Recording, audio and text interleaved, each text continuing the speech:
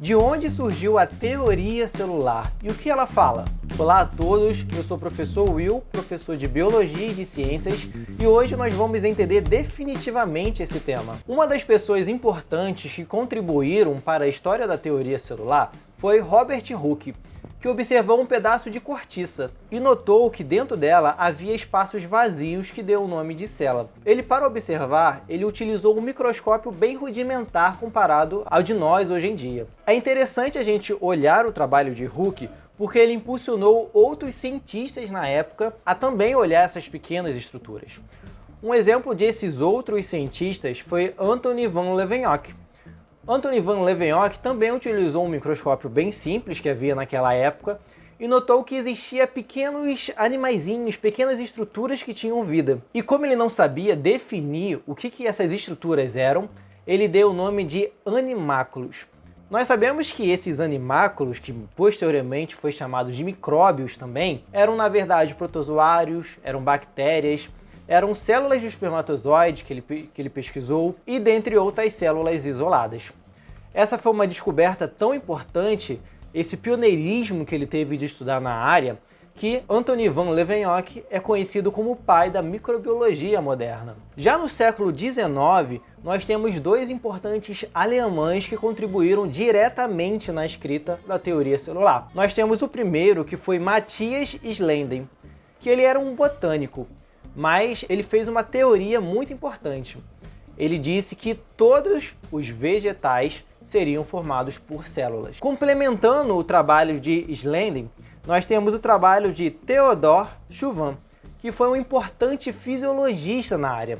É conhecido hoje como fundador até da histologia moderna.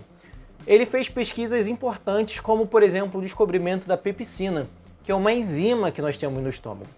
Eles dois, Slenden e Schwann, eles contribuíram diretamente na escrita da teoria celular. Essa ideia foi tão boa e tão aceita dentro da comunidade científica que outras pessoas, como Rudolf Virchow, falaram frases muito importantes que contribuíram também dentro da teoria celular. Ele disse, "Ogni cellula et cellula", que traduzindo significa que toda célula se origina de outra célula. Juntando as ideias de todos esses cientistas, nós temos então a teoria celular. Mas então, quais são os pilares ou quais são as ideias principais que nós temos dentro dessa teoria celular? A primeira ideia: todas as formas vivas são constituídas por uma ou mais células e pelas estruturas por elas produzidas. Isso quer dizer que todos os seres vivos vão ter uma célula pelo menos. Se tiver mais de uma célula, serão chamados também de pluricelulares, que nós vimos na aula passada, mas todos os seres vivos vão ser produzidos por uma ou mais células. Segunda ideia: as células são unidades morfológicas e funcionais dos seres vivos. Isso quer dizer que todas as nossas células vão ter uma estrutura bem definida e vão ser funcionais porque cada uma delas vai ter a capacidade de realizar alguma função. Nós podemos dar o exemplo, por exemplo, de nós. Nós somos formados por células, mas nós temos nosso cabelo, nossa unha, que não são feitos de células, mas são estruturas produzidas por nossas células. A terceira ideia é de que todas as células originam de uma célula pré-existente. Elas sofrem divisão. Essa ideia foi muito importante para quebrar a ideia da abiogênese e da biogênese que nós vamos ver.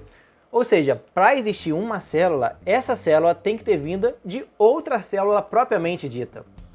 Havia uma ambiguidade na ideia de pessoas falando que se você juntasse materiais vitais, poderia dar origem a uma célula ou uma forma de vida. Esse terceiro ponto, ele quebra totalmente isso, que para haver uma célula tem que ter vindo de outra célula. Mas aí há um problema com essa teoria. Posteriormente, foram feitas a descoberta dos vírus. Então, qual é o problema disso? Se nós considerarmos os vírus como seres vivos, nós sabemos hoje que os vírus são seres acelulares, não têm célula. Então, se nós considerarmos eles seres vivos, eles vão ser uma exceção à teoria celular. Mas se nós considerarmos que os vírus não são seres vivos, então eles não são uma exceção e a teoria celular é absoluta. Há essa discordância porque muitos cientistas consideram os vírus como seres vivos e muitos outros cientistas consideram os vírus como seres não vivos. Por isso que há esse problema com a teoria celular. Bom, se você gostou da aula, dê um curtir, se inscreva no canal, que é muito importante para eu saber se vocês estão gostando, e me sigam lá no Instagram, onde eu publico várias curiosidades sobre diversos animais, ok? Até mais!